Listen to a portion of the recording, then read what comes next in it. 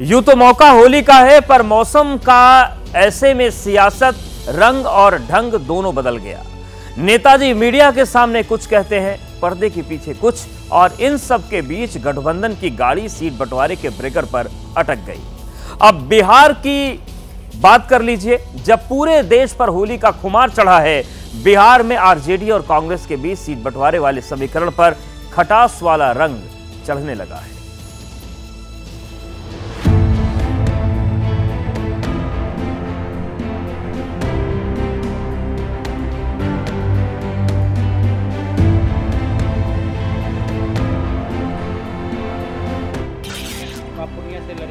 बिल्कुल लड़ेंगे। हमारे राष्ट्रीय अध्यक्ष हमको लोकसभा लड़ाएंगे तो बिल्कुल लड़ेंगे। दुनिया छोड़ देंगे, पूर्णिया नहीं छोड़ेंगे।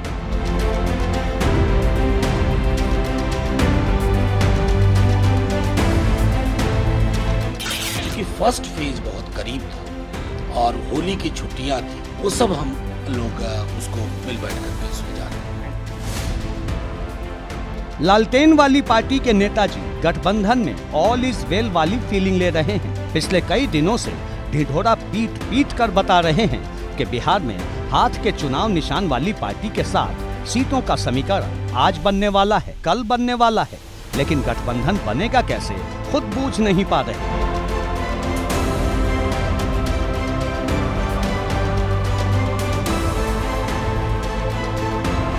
कमाल तो ये है कि इन्हीं की पार्टी के नेता और कार्यकर्ता जिस सीट पर दावा ठोक रहे हैं, उसी सीट पर दावा हाथ के चुनाव निशान वाली ग्रैंड ओल्ड पार्टी कांग्रेस का भी है। बिहार की पूर्णिया सीट पर आरजेडी और कांग्रेस के बीच तलवारें खिंची हुई है। कैसे, सुनिए।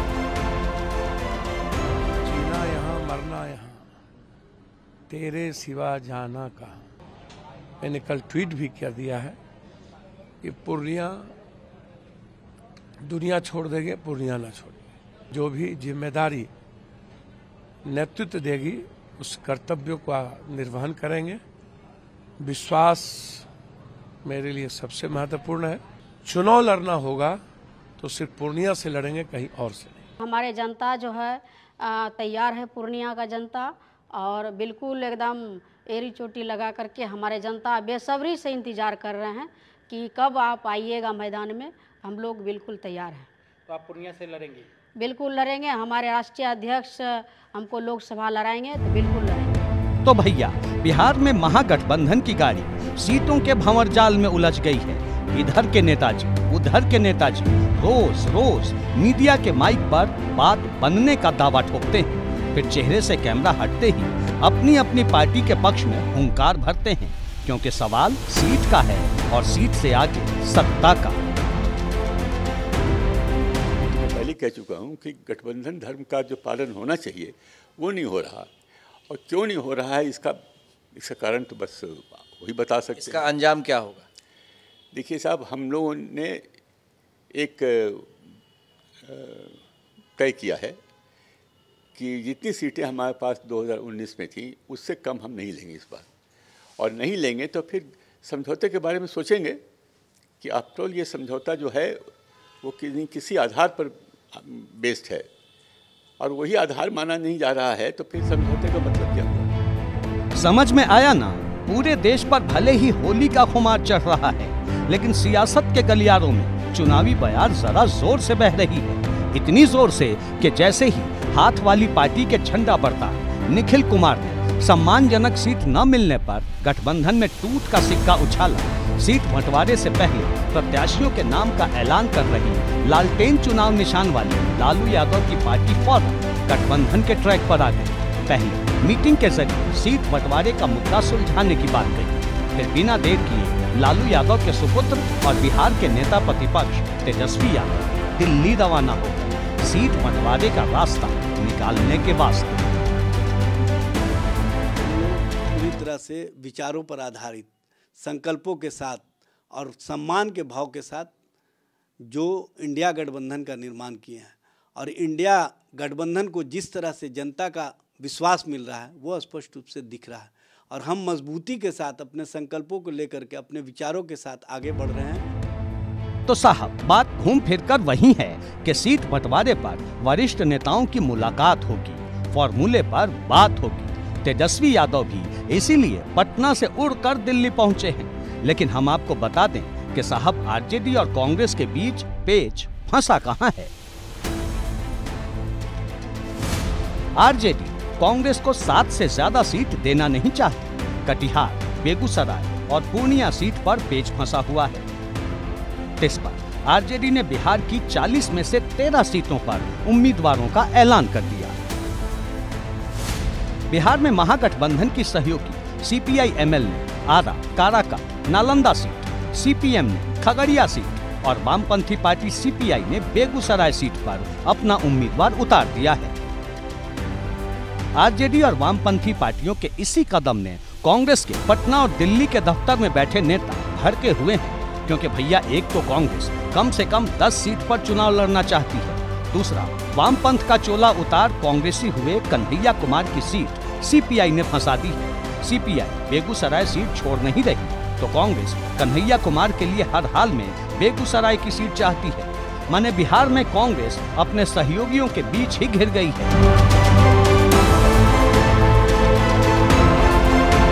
महागठबंधन में सीट बंटवारा तो हो ही नहीं रहा है, वहां तो मतफुटौल हो रहा है।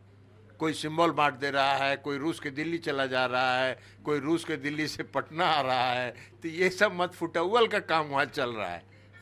तो ये जहाँ मतफुटौल हो, छीना झपटी हो, वहाँ की बात क्या करना है।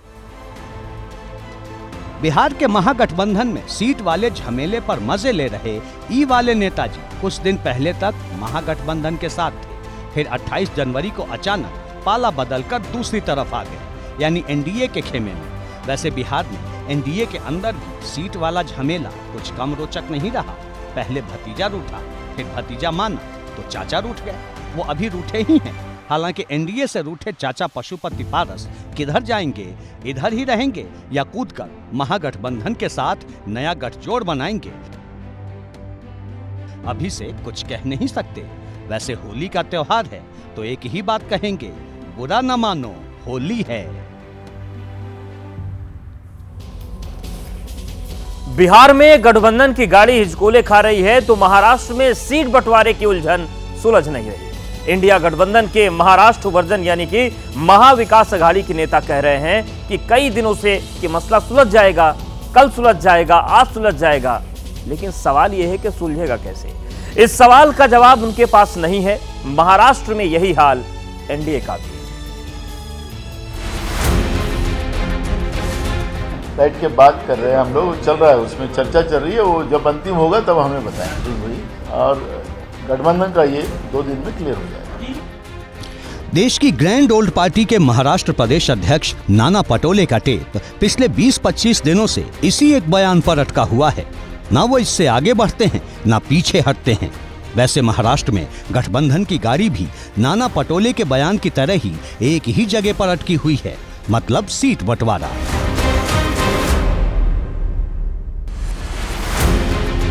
इंडिया गठबंधन के महाराष्ट्र वर्जन यानी एमवीए के नेता पिछले 1 महीने से मुंबई से दिल्ली की दूरी नाप रहे हैं। सीट बंटवारे के नाम पर हो रही मीटिंग में बढ़िया बढ़िया खाना चाप रहे हैं, चुनावी बयार को भांप रहे हैं, लेकिन सीट बंटवारे के फॉर्मूले के सवाल पर एक ही बयान अलाप रहे हैं। वंचित, शोषित, पीड़ित, पिछड़ा, अति पिछड़ा जो वर्ग महाराष्ट्र में भी है, वो चाहता है कि इस बार तानाशाही को हम खत्म कर देंगे। इस बार हम एक साथ मिलकर संविधान की रक्षा करेंगे और जो संविधान के दुश्मन है उनके खिलाफ हम एकजुट होकर लड़ाई करेंगे। ये पूरे समाज की धारणा महाराष्ट्र में है। उद्धव ठाकरे की पार्टी का झंडा उठाने वाले इन नेताजी के बयान पर ध्यान दीजिएगा, फिर ये बयान सुनिएगा। महाविकास अघाड़ी का हिस्सा नहीं है, वो अलग आइडेंटिटी है और अलग आइडेंटिटी। ये तीनों का मामला जो है 15 सीटों पर अटका हुआ है। 10 सीटें जो है कांग्रेस और शिवसेना में फंसा है, 5 सीटें जो है वो तीनों में फंसा हुआ है। जब तक उनका फैसला नहीं होता तब तक हमारी बात कहाँ से आई। बुझे आखिर महाराष्ट्र में गठबंधन वाली गाड़ी अटकी कहाँ है? अब आप ये भी जान लीजिए कि प्रकाश आंबेडकर की पार्टी महाराष्ट्र की कुछ ही सीटों पर असर रखती है, मगर उन्हें गठबंधन ने कम से कम 3 सीटें चाहिए थी, जिस पर उद्धव ठाकरे की शिवसेना, शरद पवार की एनसीपी और कांग्रेस ने नो का सिग्नल दे दिया तो साहब रूठ गए, और रूठ गए सो रूठ गए। साहब ने कांग्रेस को 26 मार्च की डेडलाइन भी दे डाली। काहे बताएंगे, पहले बयान सुनिए। 26 तारीख को इनका कोई फैसला नहीं होता तो हम लोग अपनी पॉलिसी जो है वो डिक्लेयर करेंगे, हम इलेक्शन में क्या करना चाह रहे हो। इसलिए हम लोग का पॉलिटिकल लाइन जो लेना है वो हम लोग ने ले चुके हैं। अब घिसे पीटे चीज़ों में हम लोग को कोई इंटरेस्ट नहीं है। क्या 27 तारीख को प्रकाश आंबेडकर अकोला से फॉर्म भरने जा रहे हैं? 27 तारीख को मैं अपना फॉर्म भरने जा रहा हूँ और 26 तारीख आखिरी दिन होगा मेरे ख्याल से, जिस पे जो है वो हम लोग इनकी इंतज़ार करेंगे और अपनी पॉलिसी जो है वो डिक्लेयर करेंगे। अब समझिए, महाराष्ट्र में बहुजन का झंडा उठाए प्रकाश आंबेडकर आखिर क्यों 26 मार्च की डेडलाइन दे रहे हैं? क्योंकि पहले चरण में महाराष्ट्र की 5 सीटों पर मतदान होना है, जिन पर नामांकन की आखिरी तारीख 27 मार्च है। अब नेताजी भले ही बहुजन का झंडा उठाएं, लेकिन अपना सियासी नुकसान तो नहीं करेंगे। वैसे फायदे और नुकसान के गणित में एनडीए की नैया भी गोते लगा रही है। महाराष्ट्र में इंडिया गठबंधन की तरह ही एनडीए में भी सीट बंटवारे वाली बात अंजाम तक नहीं पहुंच रही। ये बात और है कि सीट बंटवारा फाइनल करने के लिए एनडीए के नेता मुंबई से दिल्ली तक जोर लगा रहे हैं। मीडिया के कैमरों पर ऑल इज वेल वाली बतकही बतिया रहे हैं, लेकिन वास्तविक स्थिति क्या है उसी को छिपा रहे हैं। महाविकास अघाड़ी भी आज बैठक कर रही है, उनके भी आज जो है सीट शेयरिंग पे फैसला आने की उम्मीद है। देखिए, वो 2.5 महीने से बैठक कर रहे हैं, लेकिन उनका फैसला नहीं हुआ। हमने एक ही बैठक की, 80% फैसला कर दिया। अब दूसरी बैठक करेंगे, बचा हुआ 20% भी कर देंगे। 2014 से 2019 तक मुख्यमंत्री रहे और अब महाराष्ट्र के उप मुख्यमंत्री देवेंद्र फडणवीस जो कह रहे हैं, समझ रहे हैं ना? साहब ऐसे बता रहे हैं जैसे सब कुछ तय हो गया हो, लेकिन कहानी इतनी आसान नहीं भैया।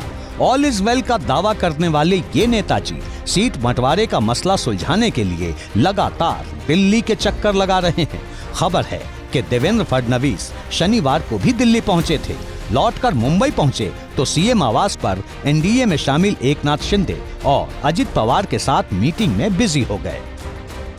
महाराष्ट्र में बीजेपी 20 सीटों पर उम्मीदवार घोषित कर चुकी है, जबकि 8 लोकसभा सीटों पर अभी भी पेच फंसा हुआ है। दिलचस्प है कि जिन 8 सीटों पर बात अटकी हुई है, उन पर गठबंधन का कोई भी दल पीछे हटना नहीं चाहता। शिरूर और मावल सीट पर एनसीपी और शिवसेना की दावेदारी है, जबकि नासिक सीट पर शिवसेना, एनसीपी और बीजेपी की दावेदारी है। बुल्ढाना, संभाजीनगर और रत्नागिरी सिंधुदुर्ग सीट न बीजेपी छोड़ना चाहती है और न शिवसेना। गढ़चिरौली और भंडारा गोदिया सीट पर एनसीपी और बीजेपी के बीच बात फंस गई है।